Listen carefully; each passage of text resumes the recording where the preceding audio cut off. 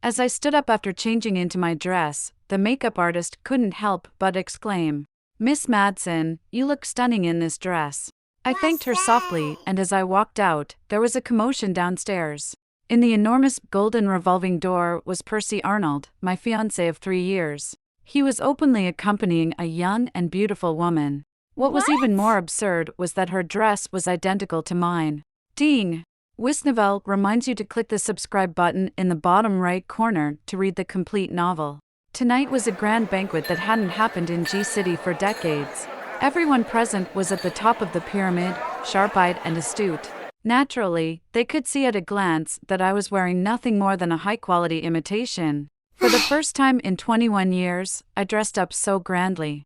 It turned out that I was just a clown in fancy dress. "Percy, who is this person beside you?" Someone couldn't help but ask. Percy Arnold held the hand of the woman beside him and said, "This is my girlfriend, Karen Barker. But after tonight, she will be my fiancé." "What about Miss Madsen?" Percy looked at me coldly and said, "The engagement between me and the Madsen family has been cancelled. In these 3 years, the Arnold family has done more than enough for the Madsen family." He was right. If it weren't for the 1 billion dowry the Arnold family gave when we got engaged, my family would have gone bankrupt long ago. Would my parents and siblings be able to continue living a life of luxury and abundance? Of course not. Percy got down on one knee, took out a diamond ring, and proposed to Karen Barker. She burst into tears and threw herself into Percy's arms. He gently wiped away her tears, comforted her, and kissed her. I watched as Karen was surrounded by those ladies who were eager to curry favor, engaging in lively conversations. After tonight, she would no longer be a third-rate little star or a homewrecker. As for me, Dorothy Madsen, in G-City and the Madsen family, it seemed that I would no longer have a place to stand. "Can you move aside?" A voice sounded behind me. I turned around and saw 2 elegant-looking girls holding trays of snacks, impatiently looking at me. I moved to the side. "Her dress is so cheap. Yeah, I wonder what kind of fabric this knockoff is made of. It must cause allergies if you touch it. She has the nerve to stand here. It's really embarrassing." I walked expressionlessly towards a corner in the resting area, pretending not to hear their malicious comments. My phone rang, and I answered it. My mother's angry and ashamed voice came through. "Dorothy, the Arnold family wants to call off the wedding. The dowry of 50 million that needs to be returned. For 3 years, you couldn't hold on to a man's heart. You're truly useless. You figure out how to return the 50 million yourself. The Madsen family doesn't have a single penny." I looked at the disconnected phone and felt my heart suffocating with discomfort. All the splendor and luxury meant nothing to me. I just wanted to escape as soon as possible. "I heard that Mr. Clive returned to G-City yesterday and will attend the banquet tonight." "That's unlikely. Mr. Clive rarely participates in such events." "True, after all, the last time he appeared in public was on the news at the television station." I pressed my slightly aching heart and opened my bag to get some medicine. The rustling sound startled the 2 talking individuals, and their conversation abruptly stopped as they gradually walked away. My heartache intensified, and the tight-fitting dress almost suffocated me. I couldn't care less about finding the medication. I wanted to unbutton the hidden clasp and take a deep breath, but no matter how many times I tried, I couldn't succeed. I tilted my head back and gasped for breath, my long hair scattered and falling onto the deck, and my lips gradually turning pale. Not far away, the grand feast had just begun. My former fiancé and his sweetheart were probably dancing sweetly together, and I, perhaps, would quietly die on this quiet deck. "Mr. Clive, are you going in now?" "You go first, I'll join later," Simon Clive said as he took a few steps towards the deck railing. "It's windy here, be careful." The people surrounding him tactfully left one by one. This time, upon returning to G-City, Simon Clive was bound to make further progress. From now on, in the entire G-City, no one dared to oppose him. The organizers of tonight's banquet pulled all the strings to invite him to make an appearance. Originally, he wasn't interested, but yesterday, he was pressured by his elders at home about getting married. So he took the opportunity to steal some leisure time. A gust of wind blew. Simon Clive noticed the slender and weak figure not far away. He turned around to leave, but then he heard a muffled sound on the deck. Simon slowly turned back to look. The moonlight was dim, and that figure lying on the deck was alluringly mysterious. My face was probably pale as a ghost. The dim moonlight revealed a face that had lost its beauty and was only slightly distorted. I looked at the unfamiliar man in front of me as if I had grabbed a life-saving straw. I tightly grasped his sleeve. The instinct for survival gave me an extraordinary strength. I even pulled his arm and pressed it against my chest. My breathing became frighteningly rapid, and my heart rate was already irregular. He glanced at me, seemingly understanding my discomfort. He unexpectedly knelt down on one knee, his slender fingers gripping my wrist bone, and he calmly asked, "Where is the zipper of your dress?" I couldn't speak and struggled to grab his hand and press it against my chest. His eyebrows furrowed, he let go of my hand and lowered his gaze to the neckline of my dress. Then, his fingers opened the row of intricate hidden clasps. I suddenly felt light all over, and the constriction in my chest and lungs disappeared. The air rushed in, and I greedily took deep breaths. But I completely forgot that my dress was fitted today, and I only had petal-shaped invisible breast stickers on my chest. Now, the front of my dress was wide open, and I had been exposed to him. It wasn't until a gentleman's suit, still warm from body heat, fell heavily onto me that I snapped out of my daze. I bit my lip for a while, blushing, before I looked up and quietly said, "Thank you very much. Can you stand up?" I nodded, gripping the suit jacket with one hand and holding onto the railing with the other, barely managing to stay on my feet. "Do you want me to contact your family or friends for you?" I shook my head hurriedly. "No need, I just need to rest for a while and I'll be fine." His phone suddenly rang a few times. I saw him step aside and answer the call. "I've told you, I have arrangements for the marriage. Don't worry, I won't let my grandfather leave this world with regrets." He seemed a bit annoyed. The mist illuminated his cold and stern profile. Suddenly, I remembered where I had seen this person before. And at that moment, he turned his head and our eyes met directly. I quickly lowered my gaze. He finished the call and walked towards me, the smell of perfume heavy in the air. I coughed uncomfortably. Then he gestured to the suit on me. "You can give the clothes to the attendant later." My face immediately turned red again as I nodded and softly replied, "Okay." His gaze fell on my fingers. I was clutching the lapel of his suit tightly. The inner garment of my dress was spread open, with only a layer of silicone breast tape separating my skin from the delicate lining of the gentleman's suit. It was an ambiguous secret that only I knew. Feeling a bit uneasy, I instinctively crossed my arms. As he was about to turn and leave, I mustered up the courage to speak. "Just now, I overheard your phone conversation. Can I make a deal with you?" I bravely raised my eyes to look at him. Perhaps he needed a wife, someone without any trouble, someone who could disappear at any time. And I needed 50 million to gain my pitiful freedom. "A deal? What kind of deal do you want to make with me, Miss Madsen?" I was so nervous that I didn't even notice that he already knew my name.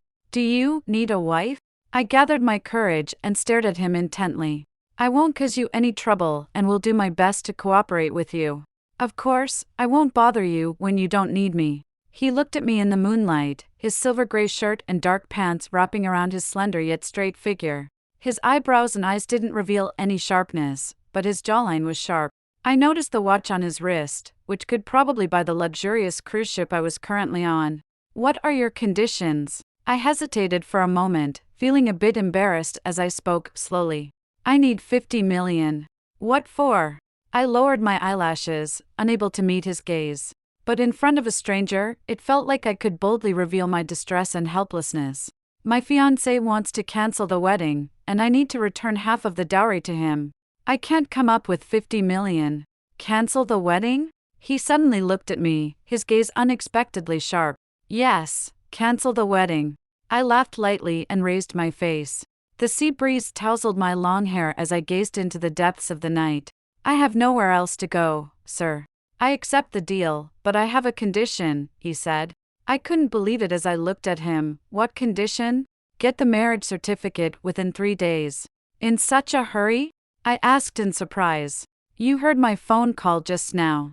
My grandfather's health is not good, and he's eager to see his granddaughter-in-law," he explained. After he finished speaking, he raised an eyebrow and looked at me. "Is it inconvenient for you?" I quickly shook my head. "No, it's convenient. Then it settled. The sea breeze grew stronger, and my long hair was blown into a mess, hitting my face. Suddenly, he took a step forward and brushed away the stray hair on my face, tucking it behind my ear. I'll have someone come to pick you up the day after tomorrow. But how do you know where I am? He didn't answer that question. When he withdrew his hand, it felt like his fingertips lightly brushed against my face. Or maybe it was just my imagination. He left for a long time, and I was still trapped in that extremely unreal dream. Until Percy Arnold, who was slightly tipsy, suddenly walked over and grabbed my wrist. "Dorothy, for 3 years I've been waiting for you to lower your head to me, to beg me," he said. "As long as you're willing to submit to me like those women, I'll give you not just 1 billion, but 10 billion for the Madsen family." "You're drunk, Percy." I pushed him away with force, but a drunkard was difficult to deal with. He stared at me with bloodshot eyes, then fixed his gaze on the suit I was wearing. "Whose clothes are you wearing?" "It's none of your business." "None of my business?" His handsome face twisted slightly. "Dorothy, I want to see who dares to touch my woman." He forcefully grabbed the suit I was wearing and ripped it open. I tried to hold it together, but it was in vain. The sea breeze blew fiercely, and under the moonlight, everything was shimmering white. "Dorothy," Percy murmured in a daze. But in the next second, a sharp female voice resounded. "Dorothy Madsen, you have no shame. Oh my God, how can she seduce someone else's fiancé by undressing in public?" Mr. Arnold is stunned. "Karen, look at her audacity." I snapped back to reality, panicking and trying to cover up my clothes. But Karen had already rushed over, crying, and tried to raise her hand to slap me in the face. "What are you doing?" A deep male voice suddenly sounded calmly. Karen's hand froze for a moment, and the next second she was pulled aside by Percy. I quickly took a step back, raising my arms in a panic to protect my chest. Everyone turned their heads upon hearing the voice, and someone exclaimed in surprise. "It's Mr. Clive." "Which Mr. Clive? Who else could it be?" "It's Simon Clive." I widened my eyes and looked at Simon Clive behind the crowd. The man who helped me unbutton my chest binder on the deck just now. The man I had the courage to ask to be my husband and give me 50 million. Turned out to be the famous Simon Clive of G-City. Simon Clive glanced at me and then looked away. Then he turned to his female secretary and said something. The female secretary immediately walked through the crowd to my side and helped me put on my suit jacket again. "Miss Madsen, let me take you downstairs to rest first." I nodded stiffly and thanked her. As she helped me leave, I couldn't help but look back. The crowd had already dispersed quietly, everyone standing respectfully. "Mr. Clive, this is a misunderstanding." Percy was already partially sober, cautiously trying to explain. "What misunderstanding?" Simon's voice still sounded calm, without any signs of anger. I slowly stopped in my tracks and stood at the corner. The secretary did not rush me, waiting patiently. Percy's voice trembled a bit. "Karen is with me, she is my girlfriend." She misunderstood and lost control.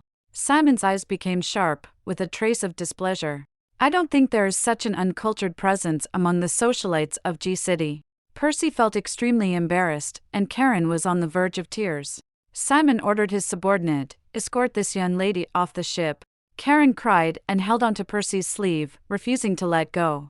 Having been in the entertainment industry for several years, she naturally understood the seriousness of the situation. Being expelled from the ship like this would soon spread throughout G-City. She would become a laughingstock with no chance of redemption. "Mr. Clive, Karen knows she was wrong. Please give her a chance." Simon glanced at him and said, "Mr. Arnold can leave with her." Percy closed his mouth and withdrew his hand. Karen was quickly escorted off the ship by someone. The crowd on the deck also dispersed quietly. The farce ended like this, which no one expected. "Mr. Clive." The voice of the female secretary suddenly brought me back to my senses. I turned around in surprise, and Simon was walking towards me. He waved his hand for the secretary to leave and asked me gently, "Dorothy, are you scared?" I shook my head blankly. "No, not at all. I'll take you back to rest first." Simon raised his hand and lightly held my wrist. "Is that okay?" Feeling dizzy, I nodded randomly and let him lead me forward. But just as we took a few steps, I felt a cool sensation on my chest. In that moment, my steps halted, and the nude-colored bra stickers slipped from under my suit. Simon turned around, his gaze falling on that bra sticker. I felt so embarrassed that I wanted to die. But he calmly bent down and picked up the piece of bra sticker. After folding it neatly, he put it in his pocket and reassured me in a gentle voice. This one is dirty and can't be used anymore. I'll have someone bring you clean clothes later. My face turned hot and red, and I could only respond with a small okay sound. Let's go. Simon held my hand again. The corridor was not long, and we quickly arrived at the lounge. He escorted me inside and then left for something else. I sat quietly by myself for a while before finally calming down. But after calming down, I realized, belatedly, Simon Clive initially called me Miss Madsen. But just now, he called me Dorothy. He knew my name? He knew who I am. The female secretary brought new clothes for me just now. I took a shower and changed into clean clothes. Then I neatly folded Simon's suit jacket and put it in a bag. I wanted to dry clean it before returning it to him. Mr. Clive instructed me to personally escort Miss Madsen back if he wants to leave, the female secretary said. She appeared to be in her 30s or 40s and was very capable. Please also tell Mr. Clive that I'll take the clothes back for dry cleaning first, I said casually. No need to trouble yourself, Miss Madsen. Leave it to me. I didn't insist and handed her the bag, casually asking, how did Mr. Clive know my name? The female secretary just smiled and said, that's Mr. Clive's private matter. When I disembarked, I received a text message from an unknown number. Dorothy, this is Simon Clive. Save my number. I stared at the message for a while before slightly pursing my lips and replying, okay, it's saved. I'll pick you up the day after tomorrow. Rest well these 2 days. Okay. He didn't send any more text messages. When I returned to the Madsen family, it was already late at night. But no one was asleep. The lights were on, but the atmosphere was tense and heavy. When they saw me come in, my mother immediately stood up. Dorothy Madsen, have you figured out what to do? What did you do? How did you anger Arnold Young Master and make him cancel the marriage? Yes, Dora, you know very well that our family relies on the Arnold family for business to make a living. 50 million. Where can we get that now? Your sister-in-law is about to give birth to triplets. Aren't you sentencing us to death? Everyone was blaming me for not being able to capture Percy Arnold's heart and smoothly marry into their family. Let them continue to suck our blood and eat our flesh. But when they arranged a marriage for me, a sickly daughter who was born with health problems, because they pitted their healthy eldest daughter, did they ever ask if I was willing? When they used the 1 billion dowry from the Arnold family to fill their financial gap and maintain their extravagant lifestyle, did I ever enjoy even a penny of it? Now that the Arnold family wants to cancel the marriage, they won't take a single penny of the 50 million, but they want me to bear it all. Fine, I'm willing to bear it, but after bearing it, I will no longer be a part of the Madsen family. Dora, say something, Bessie Madsen said, pushing me lightly in annoyance. I've figured out a way to get 50 million, I replied. Really? Do you have a solution? I saw the excitement in my mother's eyes. However, it might damage our Madsen family's reputation, I warned. What do you mean? I smiled faintly. At tonight's banquet, I met a wealthy businessman who is willing to pay 50 million to help me. But he has a wife and children, so I have to become his mistress. I had no choice but to agree, I explained. But if I become involved with him publicly, our relationship will be exposed, I continued. How can you do something so shameless? Yes, our Madsen family has always been respectable. If you become someone's mistress, you'll bring shame to our family for generations. Well, then what do you suggest? Should you sell some of our assets to give 50 million to the Arnolds? There was silence and no one responded. Finally, my father, who had been silent all along, spoke up. We must give the 50 million to the Arnold family, he declared. We cannot tarnish the reputation of the Madsen family, he added. I laughed coldly and said, then why don't you just disown me as your daughter? Bessie muttered under her breath, you should be grateful. All right, my father concluded. The Madsen family will publicly announce the severing of ties with me, but it will only be for show. I will still be considered a Madsen, and they will not disown me. I knew very well that this was just a ploy to appease me. Once the 50 million is given to the Arnolds, I will be kicked out immediately. But they didn't know that this was exactly what I wanted. The next morning at 9 o'clock, I received a call from Simon Clive. "Dora, check your text messages. The money should be in your account," he said. I quickly opened the message and indeed, the money had been deposited 10 minutes ago. "I've received it," I confirmed. "Today, you can go and handle the annulment. I'll send a driver to pick you up," he said. "Simon, can I ask you for a favor?" I interrupted. "What is it? Can we keep our engagement a secret for now?" I didn't want the greedy vampires from the Madsen family to latch onto Simon and cause unnecessary trouble for him. "You don't want anyone to know?" "Not permanently, just for now." "Is that okay?" "All right, I'll arrange for someone else to pick you up," he agreed. "Once the 50 million is returned to Percy Arnold, the Madsen family will publicly sever ties with me. Whether Simon wants to have a public or private wedding, I will fully cooperate with him. By then, since the Madsen family has severed ties with me, they won't be able to harm Simon in any way." After transferring the money to Percy's account, I took a photo of the remittance receipt as proof. When Percy called, I saw the Madsen family's declaration of severing ties with me in the newspaper's classified section. I stared at those lines seriously, reading them over and over again. Then I took more photos and carefully kept the newspaper. Percy's voice sounded hoarse. "Dorothy, where did you get the money? 50 million is not a small sum. If the Madsen family couldn't provide it, who gave it to you? Explain yourself." "That's none of your concern.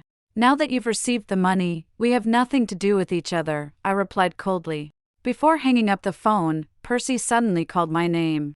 "Dorothy, do you think I did this for the 50 million? "Regardless of your reasons, it's no longer my concern," I stated.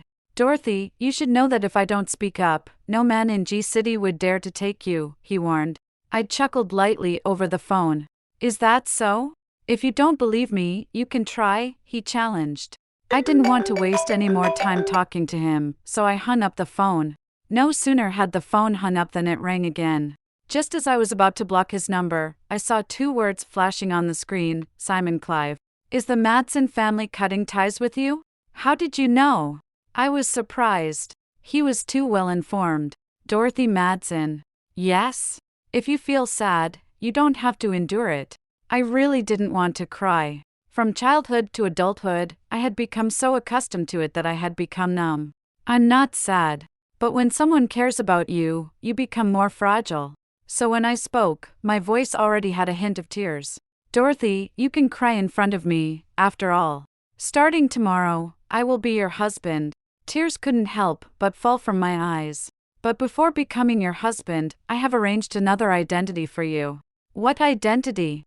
I timidly said in a soft voice. Simon fell silent for half a minute before speaking. "So, my current identity is a 60-year-old wealthy merchant, and you are my mistress? Are you angry?"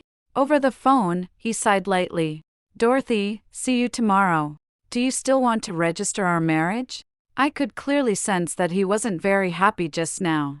"Rest well today and wear your most beautiful dress tomorrow." Simon must have made arrangements in advance. So the entire process of registering the marriage proceeded very quickly. After obtaining the documents, Simon took me to the hospital first. He held my hand the whole time, making us look very affectionate. His grandfather was seriously ill, but he managed to smile at me, appearing somewhat relieved. I couldn't help but feel uneasy. Deceiving an elderly person who was about to pass away like this. He must have loved his outstanding grandson and hoped that we would have a harmonious marriage. Little did he know that I couldn't truly be considered Simon's real wife. After leaving the hospital, Simon had an important meeting to attend, so he had the driver take me back to get my luggage. The driver was an old driver who was used to serving the Clive family. He had watched Simon grow up. Though his hair was white, he was still spirited. When the Madsen family saw him get out of the car and open the door for me, they all assumed that he was my sugar daddy. Because they looked down on my current status as a mistress, no one paid any attention to me. I went upstairs and brought down my suitcase. Only my father said a few words to me. "Weary cutting ties with you as a temporary measure. You should move out for a while. Dora, once the situation has calmed down, we'll bring you back." I deliberately asked him pitifully, "How long will I have to wait?" "It depends on the situation." "Then you have to keep your promise." "Don't worry.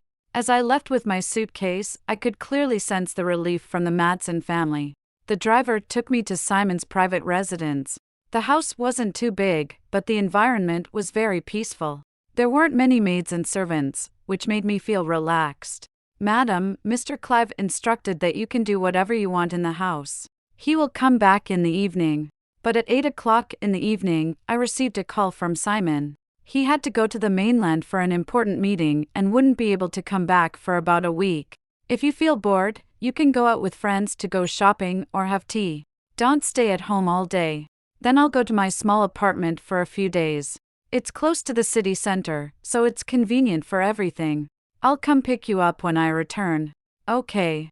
On the third day of Simon's business trip, a volunteer who had previously done charity work with me called me on the phone. She invited me to attend a small charity auction in the socialite circle.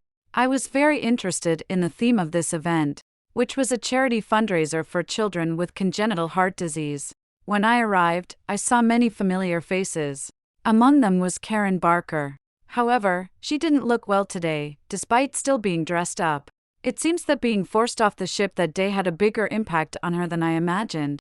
Karen also saw me, but she just smirked and went to talk to the people next to her. Is what you said true? Is she becoming a mistress? Of course it's true. Her parents are ashamed of her and have cut off ties with her. Didn't you read the newspaper? I heard her sugar daddy is almost 80 years old. Even being her grandfather would be more than enough. Oh my God! How can we invite someone like her to participate in charity events? Yeah, we shouldn't be involved with someone like her. Let's ask her to leave. The scene gradually became chaotic, and the socialite who invited me looked embarrassed. Dorothy, how about you join next time? I didn't want to make things difficult for anyone, so I took the initiative to leave. However, just as I reached the door, I bumped into Percy Arnold. Dorothy? I ignored him and continued walking outside. But Percy grabbed my wrist. Are you here to find me? I pulled my hand away. No, I'm not. I just heard about your situation today. Percy stopped me again. Dorothy, return the money. Why? I couldn't help but sneer. Didn't you want 50 million? Dorothy Madsen. Percy's face darkened. I said, as long as you submit to me once. How should I submit? I pushed him away again. Do you want me to kneel before you, like a dog, and thank you for your charity? Ironically, no one knows that the seemingly elegant and noble Percy Arnold. In private, his favorite thing to do is to use money and power to trample on others. My life may not be worth much, but I am unwilling to be humiliated like that. Dorothy, now that you have a notorious reputation, you should think about the consequences of your actions. Percy changed the subject.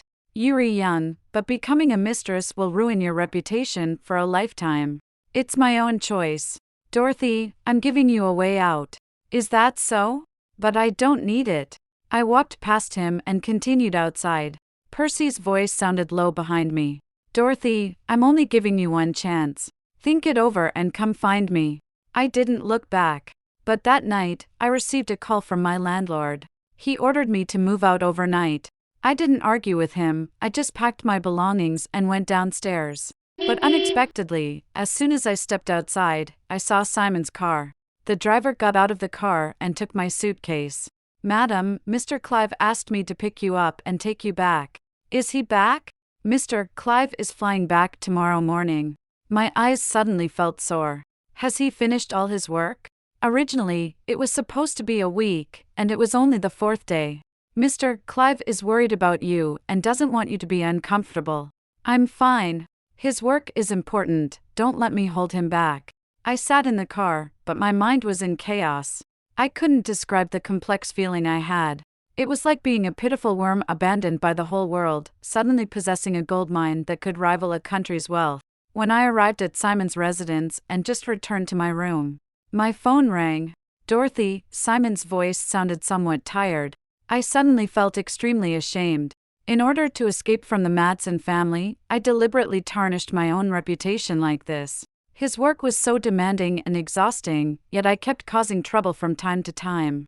If I had just stayed obediently in his house, none of these things would have happened. Simon, I'm sorry. Simon seemed a bit helpless. I'm not blaming you. Let's forget about it. We'll talk properly when I come back tomorrow. After hanging up the phone, I received a friend request on my mobile. It was sent by Simon, so I approved it. There was only one post in his social media, posted 3 days ago, with only one photo. Our marriage certificate. I couldn't see what those people in the comments were saying. I could only see his 2 replies to his friends' comments. Yeah, I'm married. Let me introduce you to my wife, Dorothy Madsen. That night, I also posted a message on my social media, just 3 simple words. I'm getting married. Many people left messages asking me about it, and some friends called me. When I answered the phone, it was Percy's voice. So, have you figured it out? I gave you a chance, but I never said I would marry you. I couldn't help but laugh softly. I didn't say the groom was you. You were marrying that old man? Dorothy, you're willingly falling into depravity, willing to give yourself to a married man. I hung up the phone and blocked his number. That night, my mind was filled with many things, and I couldn't sleep, tossing and turning. I finally fell asleep when it was almost dawn. I didn't even realize when Simon came home. When I woke up and saw a figure coming out of the bathroom, I was so scared that I almost screamed. My heart was about to jump out of my chest. It's me, Dorothy. I'm Simon Clive, don't be afraid. I pressed down my racing heart, my face still pale. Simon held me in his arms and gently stroked my back. Take slow breaths, don't be nervous, relax, you're safe. I leaned against his chest and took a while to calm down. After calming down, I suddenly realized I was only wearing a silk nightgown, and Simon had just finished showering, with his upper body exposed, wearing only a pair of shorts. I'm okay. I blushed and spoke softly, gently stepping out of his embrace. I'm sorry I scared you.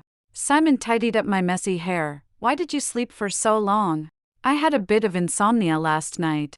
I felt a bit uneasy, the nightgown was thin, and I never wore a bra to sleep. Just now, I was held tightly in his arms, with only a thin layer of fabric separating us. My face felt like it was on fire. I grabbed the blanket, wanting to wrap myself up, but it felt like it would draw even more attention. Just as I didn't know what to do, Simon helped me lie back down. Sleep a bit more, it's almost noon anyway, we might as well have lunch later. He naturally covered me with the thin blanket. I'll go to the study for a bit and come get you later. Watching him leave, I finally felt relieved and let out a sigh of relief. During the day, he was mostly busy working in his study. But at 9 o'clock in the evening, after he returned to the master bedroom, he showed no intention of leaving. Actually, I have thought about fulfilling the marital duties after marriage. After all, it was a promise I made, to cooperate with all his needs. I watched Simon come out of the bathroom.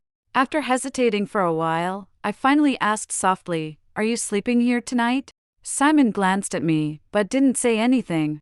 In my confused mind, perhaps Simon only needed a wife in name.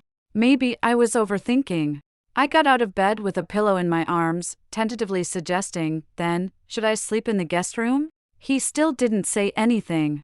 I walked a few steps towards the door with the pillow in my arms, but someone hugged me from behind. "You said you would fully cooperate with my needs," he said. "Mr. Clive?" My back was pressed against his firm chest. I felt his heart beating vigorously. The temperature of his skin seemed to rise, making me slightly dizzy. Simon lowered his head and gently brushed aside the hair that was cascading down my neck. "Dorothy, you are my wife now." I leaned into his embrace and gently closed my eyes. I relaxed completely, allowing him to lift me up and place me on the soft bed. When he leaned down to kiss me, my fingers tightly gripped his forearm. My heart was beating fast, almost suffocating. The kiss became intermittent and fragmented. "If there's anything uncomfortable, let me know," Simon said, touching my flushed face. After my heartbeat gradually calmed down, he continued to proceed. Several times, I really felt like I was about to suffocate. But Simon always managed to restrain himself at the right time. I could feel the tension in his muscles as they trembled faintly. Sweat dripped from his forehead and fell onto my chest, scorching hot. His heart was pounding intensely, and his breath was rapid. I was uncomfortable, but he seemed even more uncomfortable than me. "Dora," he whispered, leaning down to gently kiss my face. "Do you feel better now?" I shook my head, then nodded. But my eyes were already hazy, and my hands unknowingly clung tightly to his neck. It felt like resistance, but it was more like compliance. Lust filled his eyes. For a brief moment, I even had the illusion that Simon liked me. Dora, he leaned down again, with increasing force. In the end, I seemed to lose consciousness for about 2 seconds. But it wasn't as painful as before when I had seizures. Instead, I felt like I was floating on a cloud, enveloped in softness. Until Simon woke me up. Dora, is there anywhere uncomfortable? I shook my head again, and gently reached out my hand to hold onto his waist. It seems that women naturally rely on their first man. Simon embraced me and said, "Rest for a while, then we can take a shower." As he spoke, his fingers rested on my chest. Dora, is your heart uncomfortable? It's fine. I thought about the several pauses during the process. I couldn't help but ask him softly, "Simon, are you feel uncomfortable?" He cupped my face and kissed me, his voice hoarse. "If you keep asking, I really will be uncomfortable. I don't want it anymore." "Okay, no more again." But he didn't let go of me. "I just want to kiss you." I remained silent and obediently let him kiss me. In my hazy mind, I couldn't help but think, when he calls me Dora, he seems genuinely doting. But this serious and self-disciplined person would probably only call me that in bed. I didn't have a chance to verify my guess. Because the next morning, Simon left early again. I knew he was extremely busy. After all, being in his position meant dealing with countless matters, big and small. So I stayed at home obediently, trying not to cause him any more trouble. Although I didn't go out, the days were unusually peaceful. For the first time in my 21 years of life, I felt the beauty of a tranquil and peaceful time. No need to worry about being treated as a commodity by my family. No need to be saddened by the favoritism of my parents and relatives. I didn't have to think about anything, as long as I did things that made myself happy. I even picked up the piano I hadn't played for years, bought an online painting course and started learning oil painting. I spent about a week without leaving the house. One afternoon, Simon suddenly called me and said there was a banquet in the evening that he wanted me to attend. He had already prepared formal attire and jewelry, and a team of stylists would come to our home later. "Will you go in the evening? I'll come directly to you after I finish my work." "What kind of banquet is it? Should I go?" "It's a charity fundraising dinner to help children with congenital heart disease. I thought you might want to go." His words touched me. The last charity event I couldn't attend due to Karen's malicious spreading of scandals was also for the benefit of children with congenital heart disease. So Simon still remembered that. Because of my own heart condition, I have always been concerned about this matter. I still remember that even after I got engaged to Percy, I faithfully volunteered every month. I visited sick or disabled children in the welfare home. But Percy once mocked me, "You're quite skilled at seeking fame and reputation." But he didn't know that I wasn't doing it for fame and reputation. It was just because I had experienced such hardships myself that I wanted to help more children like me. "Simon, of course I want to attend. But if you come over tonight, our secret won't be kept anymore." I wanted to ask him if it would cause him trouble or have a negative impact. "Dora, from the beginning, it was you who wanted to keep it a secret, not me." I held my phone, murmuring in confusion, "I don't quite understand why. Why did he agree to marry me? Why did he never think about hiding our marriage? Why, of all people, me?" "I'll answer you when I get home tonight." When I arrived at the venue of the evening banquet, I naturally attracted countless curious glances. But what puzzled me a little was this. Since Simon was attending the charity banquet, it was obviously of a high standard. The Arnold family could attend, but the Madsen family definitely couldn't. Yet, Bessie Madsen was there. As I walked in, the Madsen family was surrounding Percy, engrossed in conversation. And my own biological sister, Bessie Madsen, looked at Percy with a shy and passionate gaze. "Dorothy, how dare you show here?" Bessie spoke in surprise, and Mrs. Madsen immediately walked over with a stern face. "Dorothy, do you not know the occasion? You've come here to embarrass us. How do you think people will see our Madsen family?" I looked at the elegant and dignified lady in front of me, and there was no ripple in my heart. "You've already cut ties with me, haven't you? So, I have no relationship with the Madsen family anymore. Even if I embarrass myself, it won't reflect on the Madsen family. But you're still surnamed Madsen, and everyone in G-City knows you're my daughter. So what do you suggest I do? Dorothy, leave G-City and let your sugar daddy take you abroad." but Dad promised me that I could come back once the storm blows over. Mrs. Madsen looked at me as if I were a fool. What are you daydreaming about? Your name has already been removed from the Madsen family genealogy. Is that true? Of course it's true. So, legally and in terms of blood relationship, I have no connection to the Madsen family anymore? That's right. Good. I turned around and looked around. Everyone must have heard what Mrs. Madsen said. Dorothy, you better leave quickly. Why do you have to make a scene and lose face?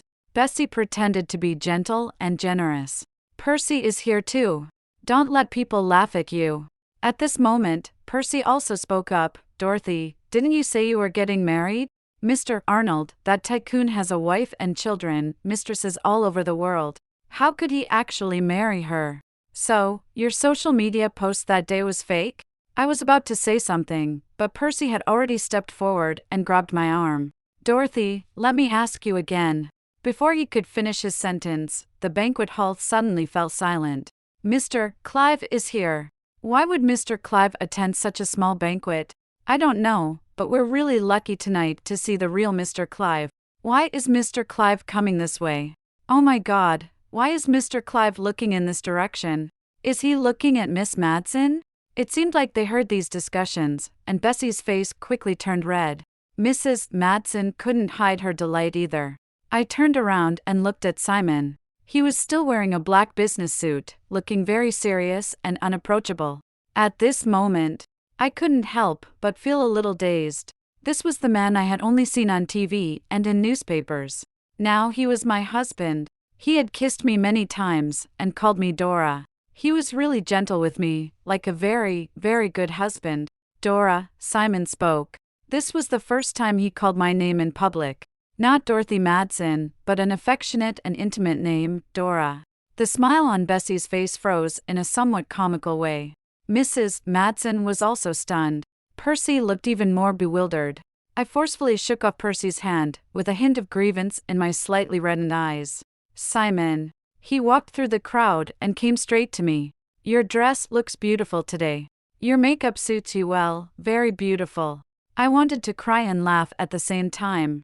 Just as tears were about to fall from my eyes, Simon embraced me in front of everyone. It's all right, I was only a few minutes late and you were bullied. When he mentioned the word bullied, his gaze lightly swept across the crowd.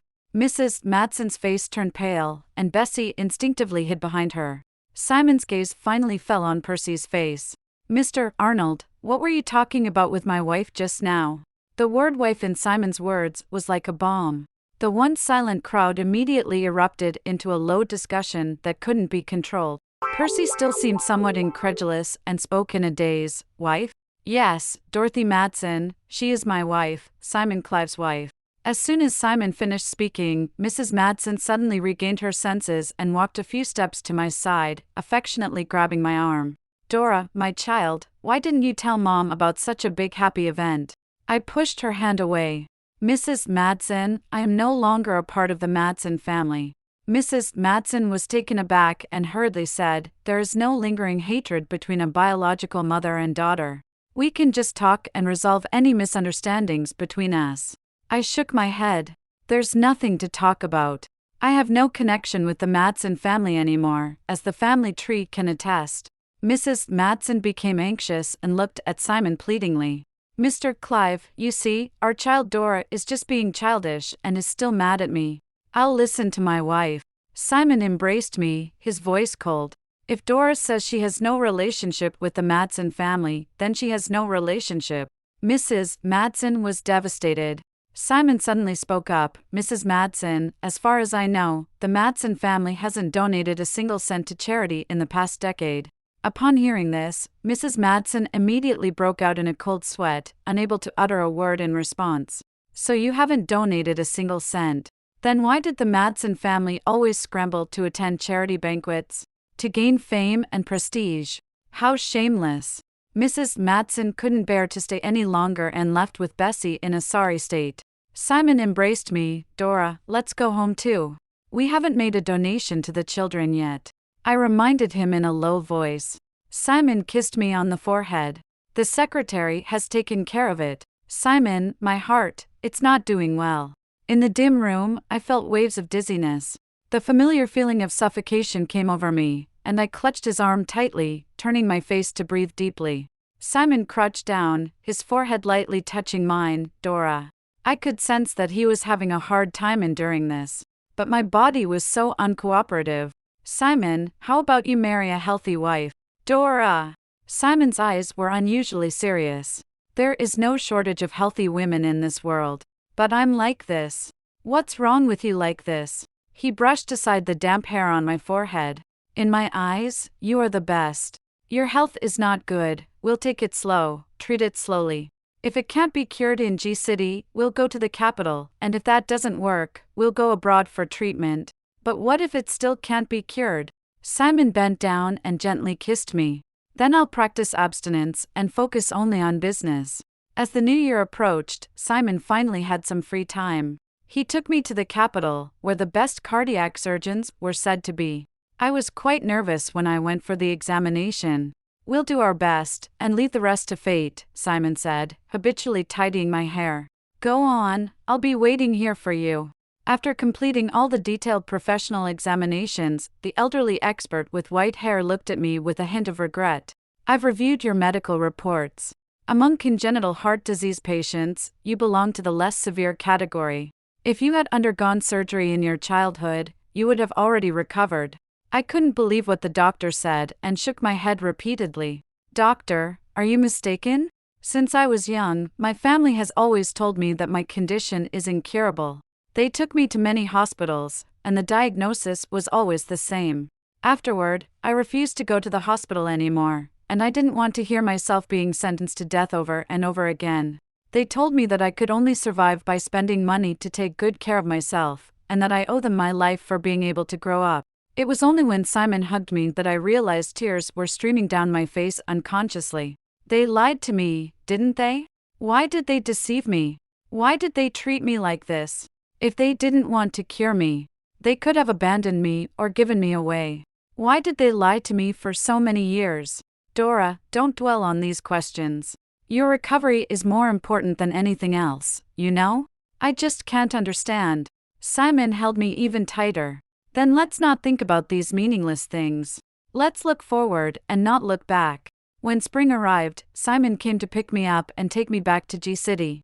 By then, I had already been discharged from the hospital and my health had improved significantly. A few days ago, he received a notice that his grandfather was critically ill, so he hurried back to the hospital in G-City overnight. It was only until the day before yesterday when his grandfather miraculously survived the critical condition and stabilized that he finally felt relieved. It had been exactly half a month since we last saw each other. Simon got out of the car but didn't come towards me. We had made a promise before. When we meet again, I would run to his side. Just like any healthy girl would. He opened his arms. I lifted my dress and ran down the steps, passing through the garden filled with lush green and bright yellow, running lightly in the spring breeze. For the first time in 21 years, I ran like this. Even the slightly chilly spring breeze felt warm. I disregarded everything and threw myself into his embrace. I tilted my face up to kiss him. But today, I was wearing flat shoes, and he was much taller. I could only stand on tiptoe. But he lowered his head and met my kiss. It had been almost a year since I married Simon. But that night, it was the first time I saw him indulging himself. He kissed the scar on my chest, the mark left by the surgery still clear and somewhat ugly.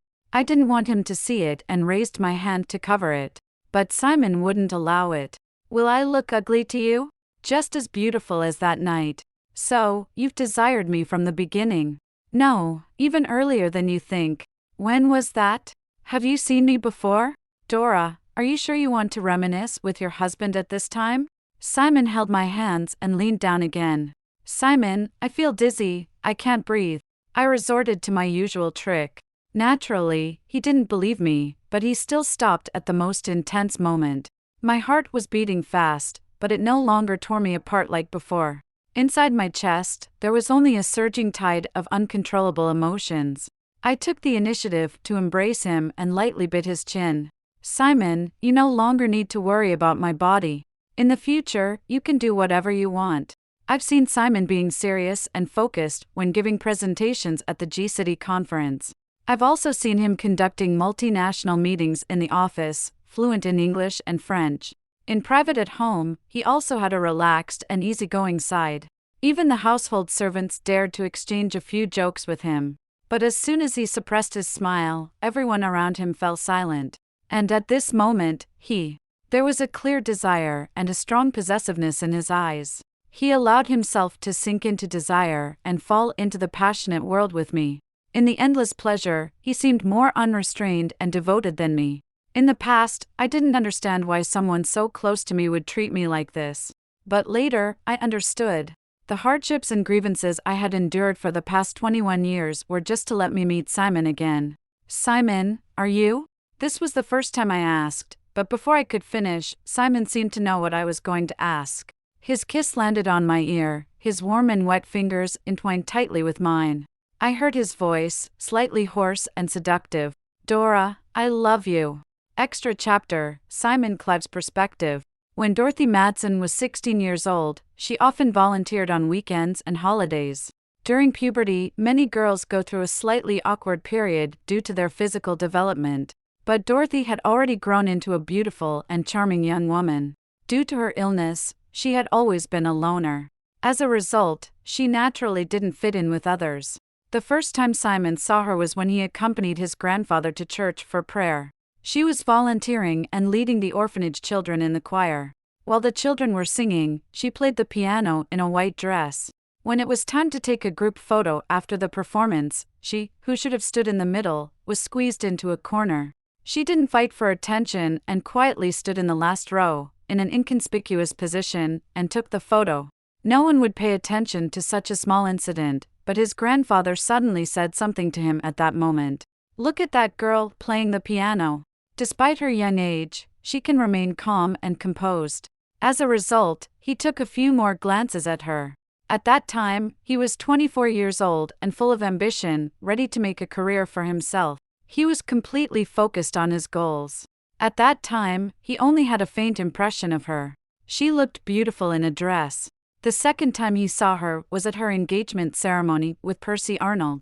Because his grandfather had some connections with the Arnold family, they had been invited multiple times, so he naturally had to show his face. He went to the engagement ceremony that day. Many people were discussing the leading lady of the event. But their words had a double meaning. First, Miss Madsen was indeed beautiful, but unfortunately she was not in good health.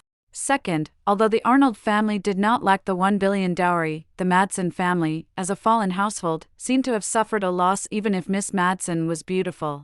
He became interested and looked up at the stage. Dorothy Madsen was still wearing a beautiful white dress. But she seemed lifeless. Like a meticulously dressed doll.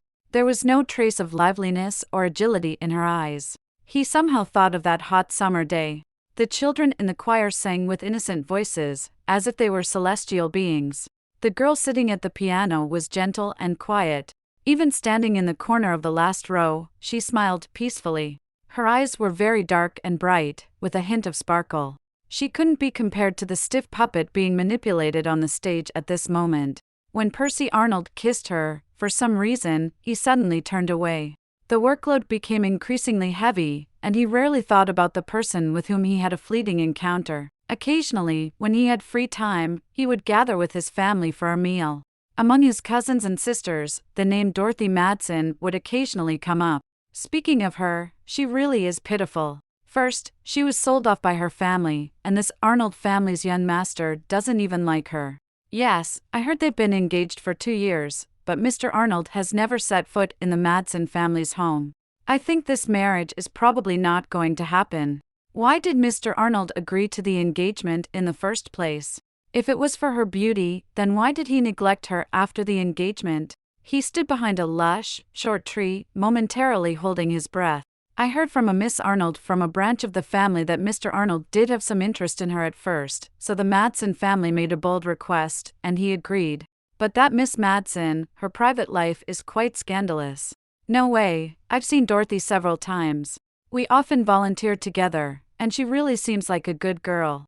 It was her older sister, Bessie Madsen, who accidentally let it slip. It shouldn't be false. Just how scandalous did she become?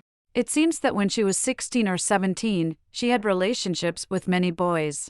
Before she got engaged to Mr. Arnold, she even had secret meetings with other men at hotels. The Madsen family spent a lot of money to barely cover it up until after the engagement ceremony. Think about it. Would someone as proud and arrogant as Mr. Arnold be able to swallow this? So after the engagement ceremony, Dorothy was sent back to the Madsen family. Mr. Arnold, due to his reputation, could only conceal the ugly incident, but from then on, he deeply despised Dorothy. Why didn't he just break off the engagement? Maybe he truly liked her in his heart, so he was unwilling to give up, but he was also disgusted by what Dorothy did. He was conflicted. I still don't believe that Dorothy would do such things. When you mention the secret meetings at hotels, do you have any photos? I think I saw some. Let me go find them. Why did you come over, Simon? He suddenly pushed aside the bushes and walked out. The girls were all startled and quickly stood up, politely greeting him. At that moment, his expression was probably not very pleasant. The once lively garden instantly became eerily silent. Have you all finished your homework? Are you here gossiping and bad-mouthing others? The Clav family had strict family rules, especially when it came to the girls. They were particularly strict in their upbringing. It was acceptable for the young girls to gossip privately, but what they were saying today had indeed gone too far.